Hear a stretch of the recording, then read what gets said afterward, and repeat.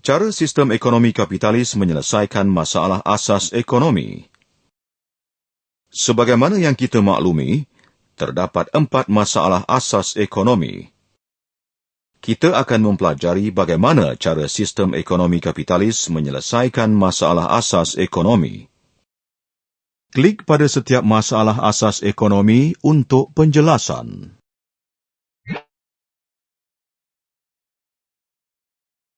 Apa yang hendak dikeluarkan? Masalah ini berkaitan dengan penentuan jenis barang yang hendak dikeluarkan. Ini kerana sumber adalah terhad dan tidak boleh dibazirkan. Barangan yang hendak dikeluarkan adalah berdasarkan mekanisme harga pasaran.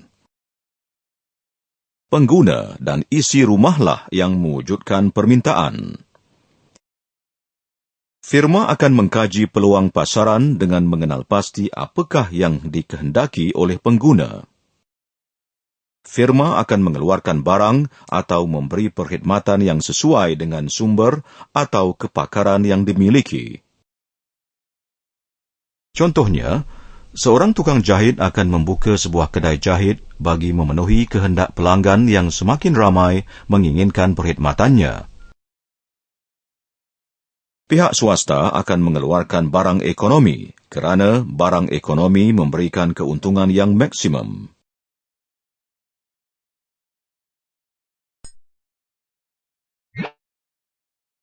Berapa yang hendak dikeluarkan?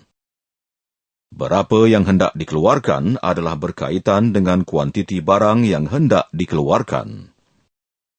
Penentuan kuantiti barang adalah penting untuk memastikan tidak berlaku lebihan barangan sehingga menyebabkan harga jatuh atau pembaziran. Dalam sistem ekonomi kapitalis, masalah berapa yang hendak dikeluarkan diselesaikan oleh mekanisme harga. Mekanisme harga di sini bermaksud kuantiti penawaran firma akan ditentukan oleh permintaan pengguna. Contohnya, jika pengguna mahukan lebih banyak baju dan perabot semasa musim perayaan, firma akan mengeluarkan lebih banyak barangan pada masa tersebut.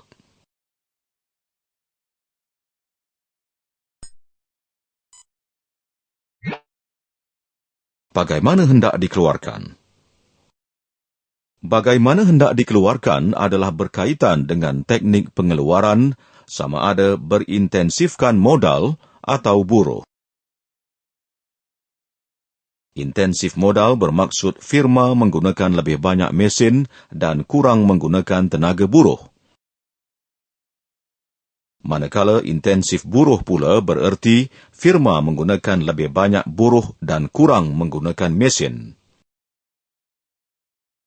Bagi pihak firma, teknik mana yang harus digunakan bergantung kepada harga dan kecekapan modal dan buruh. Teknik berintensifkan modal akan digunakan jika harga modal rendah dan kecekapan modal lebih tinggi berbanding harga dan kecekapan buruh. Firma akan memilih teknik pengeluaran yang paling cekap untuk memaksimumkan keuntungan. Kebajikan buruh bukan keutamaan firma. Firma mungkin akan melakukan pemberhentian bekerja jika mahu beralih kepada penggunaan modal.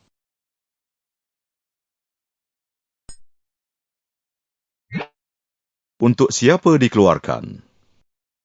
Masalah untuk siapa barangan dikeluarkan pula merupakan masalah penentuan agihan barangan.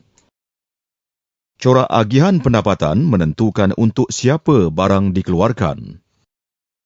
Golongan yang mempunyai pendapatan yang tinggi akan memperoleh barang ekonomi yang lebih banyak berbanding golongan berpendapatan rendah.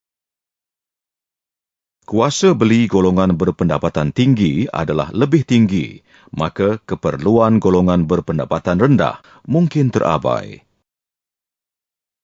Contohnya, pemaju perumahan lebih suka membangunkan rumah-rumah mewah daripada membangunkan rumah-rumah kos rendah.